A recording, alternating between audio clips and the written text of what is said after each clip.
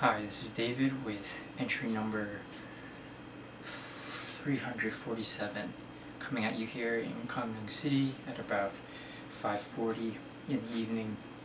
About 20 minutes ago I got back from Gyeongpo Beach, like I said I was going to, and it was a very good experience overall. I had a lot of interesting little anecdotes I had while I was there, and I just thought I'd share them in this video. So first of all, I decided to walk to the beach, which took about a little under 2 hours to get there. It's a pretty good walk. I kind of thought I was taking a shortcut, but I didn't, and ended up going the long way around, which was unfortunate, but whatever. Overall, it was a good walk though. It was a little warm, and I walked fast, so I kind of sweated a little bit, but it didn't rain on me. I'll just talk about the end of the trip before I talk about the beginning, or the chunk of it. But when I left, it started raining pretty hard, and I saw a whole bunch of people leaving, so I was like, I don't want to get caught on the bus, with like sardine status going on, so I started walking out, and right as I was hitting like the street where the bus is, I saw my old mentor teacher, was coming into the beach. So I was like, thank God I left now, because if I knew she was on the beach with me, I would always be like peripheral vision going on, trying to make sure I didn't see her. But luckily, I was leaving, so that wasn't an issue. I just took the bus back and walked like another quarter mile to get home, but it was okay. Now let me talk about the beach. So the beach here in Gangneung is called Gyeongpo Beach, and it's like relatively famous for being like the best beach that's not Busan in Korea. So a lot of people from Seoul in the summer come here, and that was evident by today. There were probably about 1,500 people there, 2,000 people there, and they lined the entire kilometer that the beach takes up. And it was pretty cool seeing that many people there. Everyone gets an umbrella, and they all just kind of line up, and everything I think is free, or maybe very cheap, but you can get free tarpaulin things, and free rings, and free blow-ups if you bring anything that needs inflating. And it's a pretty cool situation. Koreans don't like to swim, or they don't know how to swim, because there's not a lot of pools here because of land, so they only stay maybe 10 or 15 feet away from the water line, or the sand line, so they're really not even swimming at all. They're just kind of wading in the water and getting splashed by waves. So I was kind of watching that for a while.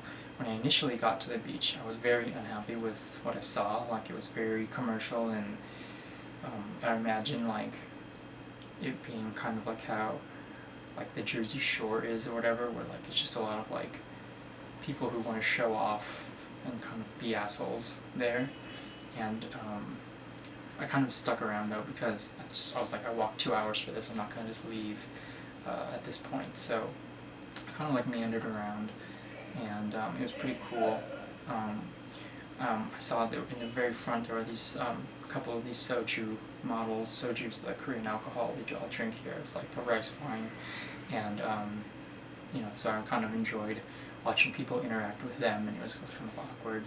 And they were very beautiful, and had a lot of tattoos. That's another thing. I noticed a lot of people, were showing a lot of skin, especially because there was no sun out today. So it was just gray, which is perfect for Koreans, so they don't have to put sunscreen on and stuff. And so, yeah, there was a lot of men that had tattoos, full sleeves done up to their pecs, and a lot of women that had little things on their back and arms and upper legs that you normally wouldn't see with their clothes on. And that brings me to my third point, or whatever. My next point is that the women were pretty much dressed the same as you would see in America, which surprised me. I thought they would be a lot more conservative. I thought they would be really tightly buttoned up with sarongs and those big flowy sheer things, that kind of dresses or whatever, muumuus. But you see classy women wearing them. But no, they were all just like wearing bikinis and like maybe a little towel around their waist, and it was very interesting. And they weren't like those like weird bikinis that you see like now in the U.S. They're like from the 40s or whatever, but they were like normal Western bikinis that are like tight and normal looking. They weren't weird. Like they didn't go up, like the bottoms didn't go up to their belly buttons, and the tops didn't have like an extra piece that like tubed around their breasts. It was just like, you know, like a bra and panties essentially, which is what a bikini kind of is nowadays. I thought it was interesting because I really thought like the really buttoned up Korean attitude, but I guess on the beach it's very westernized. There was a lot of drinking, a lot of people just not chugging, but like drinking out of a 64-ounce bottle, which was funny. A lot of eating, a lot of fruit. It's peak of summer right now, so a lot of people, all the good fruits are out, peaches, nectarines, that kind of stuff. The other thing I noticed with the women is that they were actually like, so Asians in general kind of have a stigma in that they are smaller people, so like their parts all have to be smaller or whatever, but I noticed that the women were not tiny. They were very normal, proportioned wise, and I thought that was really interesting. Now granted, I think the sample is influenced by like the smaller, maybe normal sized women don't like to go to the beach because they're smaller, normal sized, and only like the more buxom women like to go. But you know, it was a very interesting kind of observation that I noticed quite a lot. And so I kind of meandered around, and a couple of weird little anecdotes were, one, when I first got there, there were these soju bottle mascots, guys dressed in soju bottles, green bottles, and there were these assholes with these big tattoos all over their body, like pushing them and shoving them and grabbing parts of their costume off and throwing them and like being real dicks. And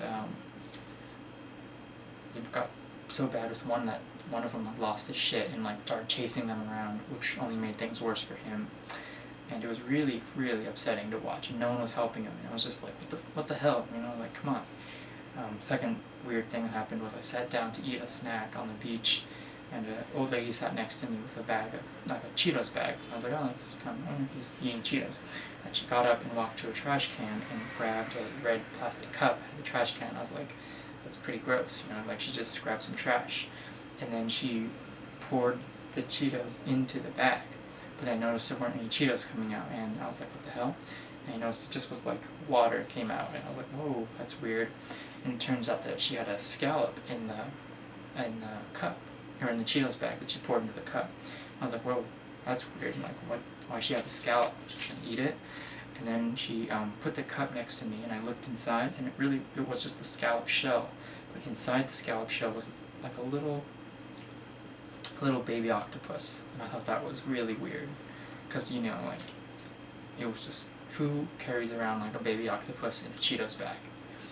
So that was my second weird thing. And then the third weird thing was I saw a foreign guy, walking around in his briefs, you know, like underwear, as a swimsuit, and his privates had come out of the little, I don't know, hole in the underwear. And he was just walking around like that, and I was like, what the hell's going on here? Why isn't anyone like saying, put your shit back in your underwear, you know? But that was really weird. And for the most part, I think I walked up and down the beach a couple times and just kind of noticed different weird things, and the way people congregated around and played and were dressed and stuff. It was pretty interesting. And I noticed there was a lot more buff dudes there, like really buff, kind of like how you have in the US that kind of CrossFit P90X thing that happened, so like everyone's muscles look like they're like trying to burst out of their skin.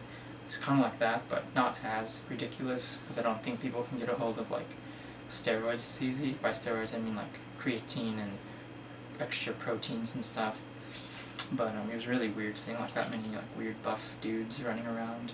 And yeah, but mostly it was, you know, the women that were kind of enchanting. You know what I mean? But I kind of walked down to the end of the beach, and I found this really nice area where there weren't really any people, naturally, and it was just really quiet, and I sat down there for a while and kind of enjoyed the sereneness of it until like a big group of people came with like tons of food and started eating and making noise. I also noticed there was another area I hadn't seen before, but it was just full of bunkers dug into the sand. That was kind of creepy. They all had like fencing and stuff around it, so you couldn't go look inside. But it was really weird and kind of disheartening. But other than that, you know, it was essentially like a Western beach, you know, like Western style beach. Food, drinks, people, horse assery, assholery, just the usual stuff you see at a beach. A lot more westernized than I thought. The bikini thing really kind of threw me for a loop. It was very strange for me to see that, but you know, I should have expected it, you know? But I didn't. But anyway, that's about it. Tomorrow it's going to rain, so I'm just going to go into Tekji and sit at a cafe all day. So should be riveting material for tomorrow's video. Anyway, but that's for tomorrow. Thanks for watching. This has been entry 347, and I'll talk with you tomorrow. Bye.